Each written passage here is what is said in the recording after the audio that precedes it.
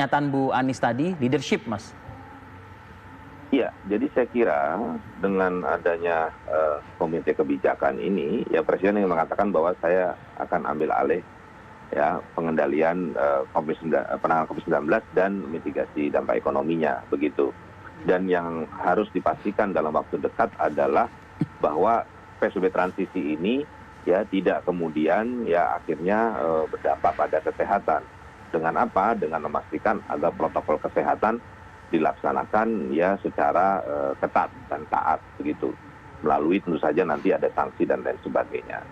Dan tentu saja ekonomi harus bergulir ya. Dengan apa? Dengan bantuan sosial, dengan stimulus ekonomi, insentif perpajakan dan lain sebagainya. Jadi kedua ini harus berjalan secara paralel dan saling melengkapi di bawah koordinasi komite kebijakan Mas yang Doni, diarahkan oleh Presiden begitu. Mas Doni, saya bukan ahli tafsir sih, tapi kok misalnya menafsirkan apa yang disampaikan oleh Bu Anies tadi itu begini kurang lebih. Sebelum ada komite penanganan ini kan bansos ya, kementeriannya udah ada tuh kan di sosial, lalu prakerja di Kementerian Tenaga Kerja, lalu juga daerah-daerah juga menyalurkan bantuan langsung juga, sembako juga begitu. Penanganan kesehatannya pun juga protokol juga demikian sudah dilaksanakan oleh Kementerian Kesehatan dan turunan-turunannya begitu. Mau diapain lagi Mas sama komite penanganan begitu? Iya, jadi yang semua sudah berjalan, saya kira diperkuat dengan komite ini. Ya misalnya dengan adanya Kemendagri. Misal konkretnya apa Mas? Misalnya? Iya, misalnya di komite ada Kemendagri.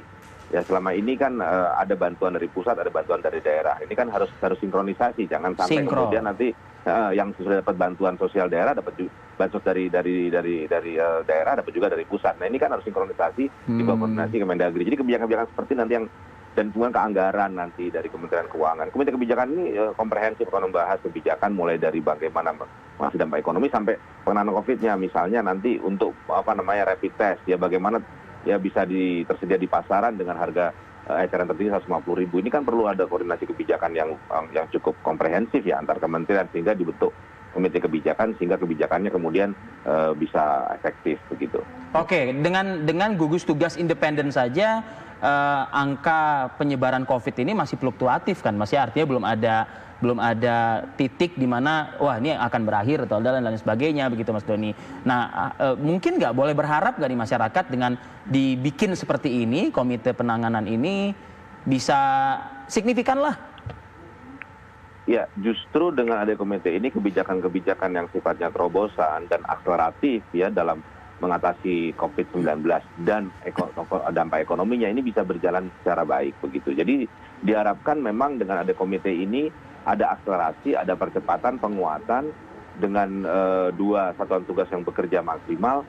Saya kira kita bisa berharap kita bisa melewati krisis ini lebih cepat begitu. Mungkin bisa dibuat clear Mas Doni. Jadi leadership-nya ini tetap di Presiden atau di komite nantinya? Iya, arahan dari Presiden ya komite kemudian bisa memberikan rekomendasi ya Presiden yang kemudian memberikan instruksi dan arahan kemudian didelivery oleh ketua pelaksana dengan dua satuan tugas baik itu yang pemulihan ekonomi maupun yang penanganan COVID-19. Jadi memang leadership-nya ada di Presiden. Oke, saya kembali lagi ke Bu Anies. Bu Anies, berhubung Anda di Komisi 11 ya? 11. Ini kan bidang keuangan ya Bu Anies? Betul. Before after komite penanganan nih, kalau dari aspek anggaran kita, bagaimana Bu Anies? Ya, ini saya ingin meng-highlight dulu gitu ya.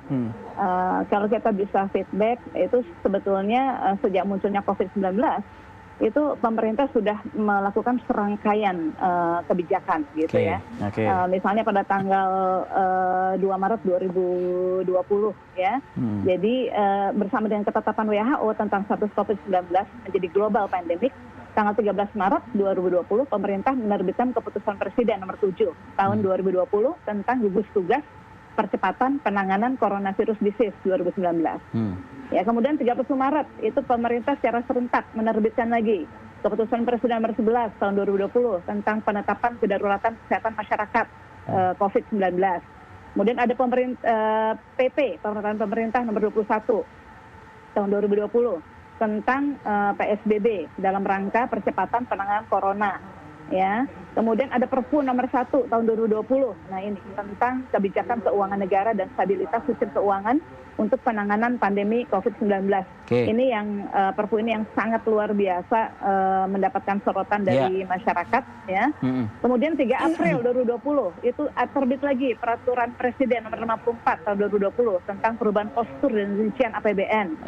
13 April terbit lagi keputusan Presiden nomor 12 tahun 2020. Oke, Bu Anies, kalau boleh saya persingkat, jadi artinya yang banyak yang disebut oleh Bu Anies ini maksudnya? Betul. Peraturannya terlalu banyak. Artinya dari berbagai kebijakan dilakukan, ya, sampai ada Presiden harus terakhir ya mengeluarkan peraturan Presiden tentang perubahan postur anggaran begitu ya, yang 3 kali naik pemulihan ekonomi ini dalam rangka penaikan corona. Jadi memang pemerintah dinilai dalam tanda kutip belum mampu menghentikan laju penyebaran COVID-19 ke berbagai daerah dan belum mampu menurunkan angka kasus COVID-19. Ini bisa dilihat pada data secara nasional, itu per tanggal 7 Juli 2020, total jumlah kasus positif terkonfirmasi sebanyak 64.958 orang, dengan 29.919 kasus dinyatakan sembuh, sedangkan 3.241 meninggal dunia. Ini membuktikan bahwa masih terdapat penularan dan penyebaran virus secara nasional, belum terjadi penurunan kurva penambahan. Kemudian juga tadi disinggung, Mas Doni bilang ya, mudah-mudahan ini ada koordinasi.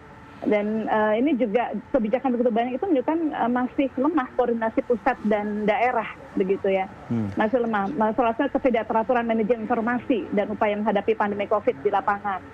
Misalnya kebijakan PSBB itu disikapinya beragam kan oleh Pemda, sehingga banyak daerah yang tidak melakukan PSBB pada mobilitas orang di antar daerah tersebut sangat. Dengan penjelasan Mas Doni tadi dengan pelibatan Mendagri dalam hal ini, apakah ini bisa membantu? Sebenarnya kan ada atau tidak komite ini itu kan memang sudah tugasnya begitu. Sudah tugasnya. Jadi iya, jadi artinya kalau semua kementerian itu menjalankan tugasnya dengan baik, kemudian masyarakat bisa mengawasi juga, DPR juga mengawasi gitu. Saya kira pembentukan tim baru ini kalau hanya sekedar ganti nama sebagaimana tadi kan Mas Doni, itu gimana gitu rasanya gitu ya. Artinya masukannya Bu Anies mungkin. Iya, tim ini kan sudah terbentuk, artinya kan kita tidak bisa tarik mundur gitu ya. Sudah ada, kemudian strukturnya juga tadi banyak sekali, ada komite kebijakan, ada gugus tugas 2 begitu ya. Dan satgas itu ada 2. Kemudian juga struknya juga banyak sekali. Ini lebih banyak orang, tapi orangnya kan itu juga. Baik. Jadi maksudnya ini tolonglah begitu ya.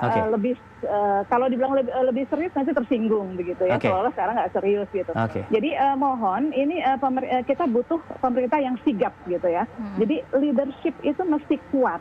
Apalagi di saat krisis gitu ya. Jadilah dirijen yang handal untuk harmonisasi semua kekuatan yang ada. Kita punya kekuatan kok Indonesia ini, insya Allah. Baik. Terakhir Mas Doni ya, singkat ya Mas ya. Singkat saja Mas Doni.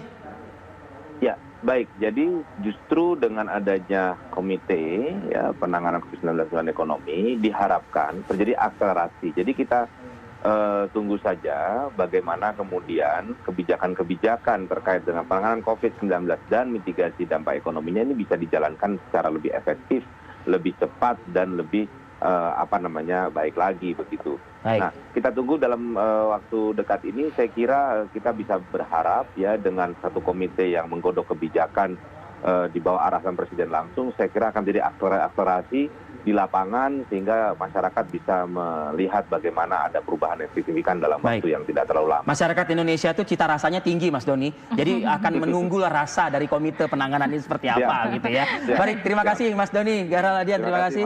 Mas Bu Anies Biarwati juga terima kasih Bu. Assalamualaikum warahmatullahi wabarakatuh. Tetap jaga kesehatan selalu Mas Doni dan juga Bu Anies.